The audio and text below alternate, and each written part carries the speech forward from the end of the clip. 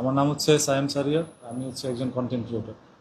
তৌহিদ আফ্রিদিকে নিয়ে আমি একটা ভিডিও বানাই, সেটা হচ্ছে আজ থেকে আরও 2-2.5 বছর আগের ঘটনা।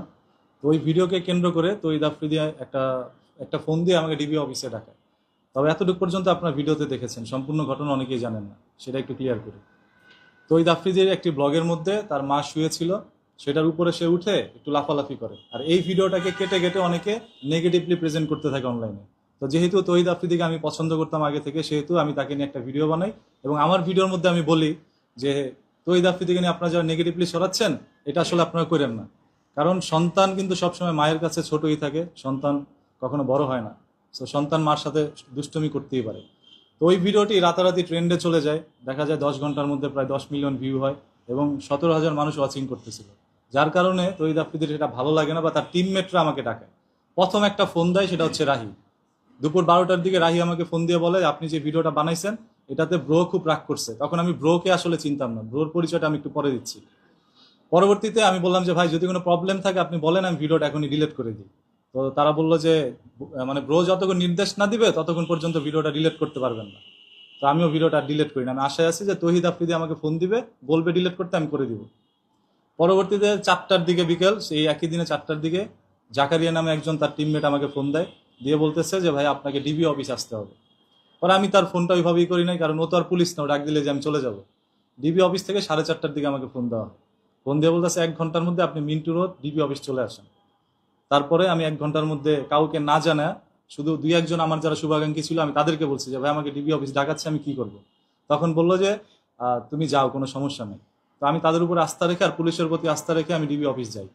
যাওয়া মাত্রই গিয়ে দেখলাম ডিবি অফিসের মধ্যে তৌহিদ আফ্রিদি ভিডিও কলে মানে কথা বলতেছে সেই পুলিশ কর্মকর্তার সাথে। তো ওই মুহূর্তে আমি দরজা দিয়ে ঢুকি, আর তারা বলতেছে যে এই যে এই মালটা না। তো বললো যে হ্যাঁ, এটাই সেই মাল।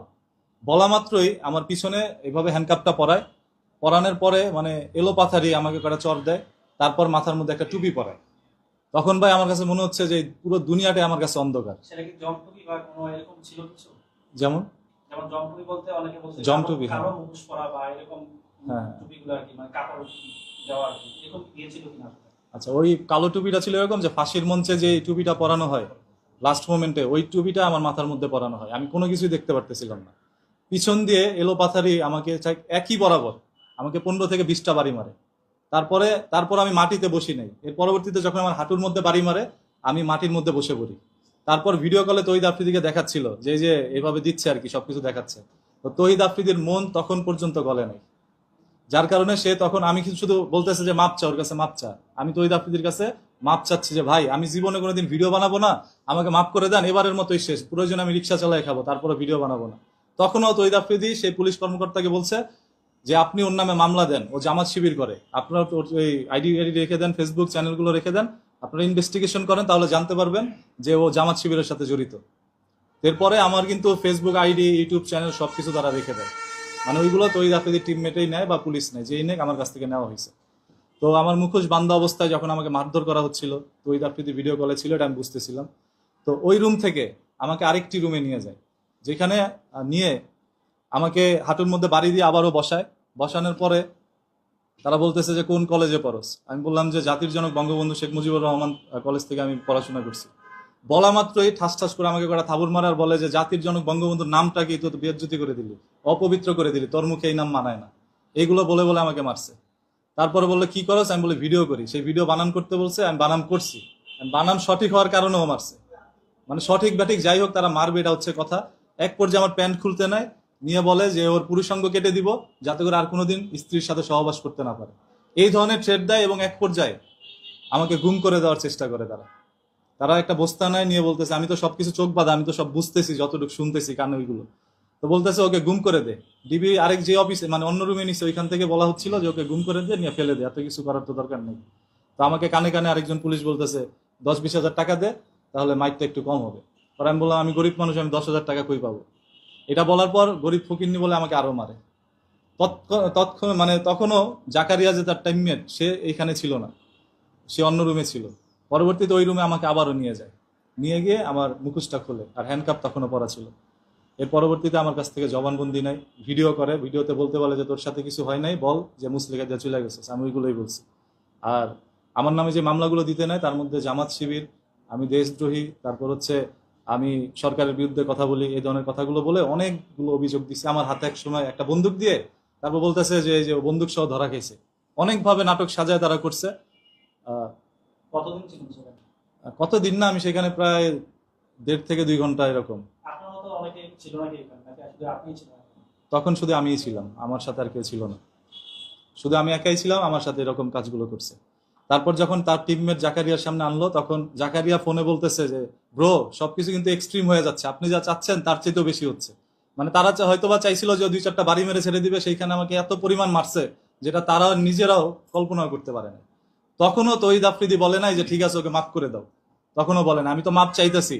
পরে জাকারিয়া তাকে যখন আবারও ফোন দিতে দেখলো, মানে ফোন দিল, তখন দেখলো যে তহিদ আফ্রিদির ফোনটা ধরা হচ্ছে না। তখনও আমাকে মারতেছে। তহিদ আফ্রিদি যদি একবার বলতো যে স্যার ছেড়ে দেন, তাহলে কিন্তু আমাকে ছেড়ে দেয়। তহিদ আফ্রিদি তখনও বলে নাই। তো প্রায় 1-1.5 ঘন্টা নির্মমভাবে আমাকে নির্যাতন করে। নির্যাতনের পরে আমার কাছ থেকে মুচলেখা নিবে। এখন আমার চোখ দিয়ে পানি পড়তেছে আর হাতের মধ্যে তো বাড়ি দিয়েছে, আমি তো হাত লড়াইতে পারতেছি না। পিস্তল দিয়ে কিন্তু আমার চোখের এখানে একটা বাড়ি মারে। তারপর আমার চোখটা এইভাবে বন্ধ হয়েছিল অনেক দিন। তারপর নাক দিয়ে ব্লিডিং হয় আমার। আচ্ছা সাহেব, আপনি এতদিন পরে এসে এই কথাগুলো কেন বলছেন?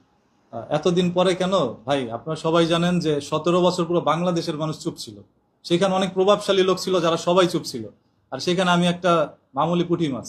আমি তার বিরুদ্ধে কথা বললে আমাকে নিয়ে যদি আবার পিটাইতো, কেউই জানতেন, আপনারা কেউই কিন্তু জানতেন না। আমি হয়তো বা গুম হয়ে যেতাম। এই ভয়েও আমি কোনো কিছু বলিনি, অনেকদিন চুপ করেছিলাম। গত বছর 5ই আগস্টের পরে তো অনেকে ধরেন, অনেকে নির্যাতনের শিকার যারা হয়েছে বা ডিবিসি কি অনেকে মুখ খুলেছে। এতদিন পরে এসে যখন তৈরি আপনাদেরকে গ্রেপ্তার করা হয়েছে, আপনি তখন এসে কিন্তু এই কথাগুলো বলছেন, এই কথাগুলো সত্যতা কি? আচ্ছা, এটা সত্যতা হচ্ছে তার টিমমেটরা তো জানে সবাই কি হয়েছে। তারপর ওইটা তো হচ্ছে প্রুফ নাই কোনো, আমি মুখ দিয়ে বলছি। এটা প্রমাণ হচ্ছে 5ই আগস্টের পরে আমি মনে হয় 9-10 তারিখের দিকে তৈদ আফ্রিদিকে নিয়ে ভিডিও বানাই, ওইখানে আমি সবকিছুই বলে দিই। ওই ভিডিওটা ভাইরাল হয় নাই।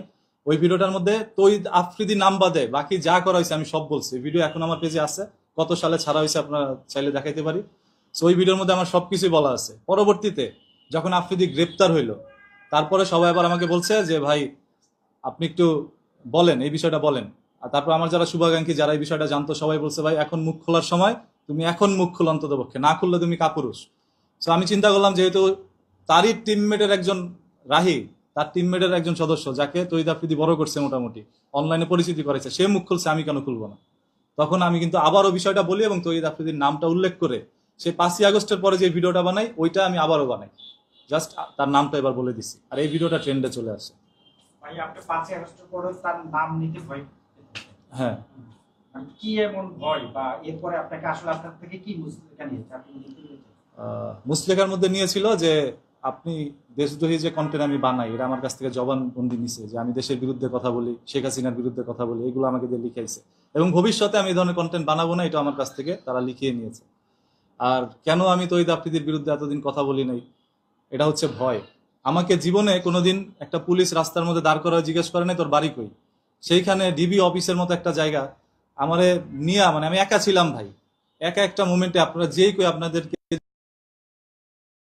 এখন পর্যন্ত কাটে নাই। আমি কিন্তু সেই ট্রমার মধ্যে এখন পর্যন্ত আছি। কারা কারা নির্যাতন করেছে, কারোর নাম বলতে পারবেন? আহ, ওইখানে যে পুলিশ কর্মকর্তা যারা ছিল সবাই সিভিলে ছিল, যার কারণে আমি কারো নাম দেখতে পারিনি। তৎকালীন যিনি প্রধান হারুন সাহেব উনি কি ইনভলভ ছিল? আমি তাকে দেখি নাই ওইখানে। তো যেহেতু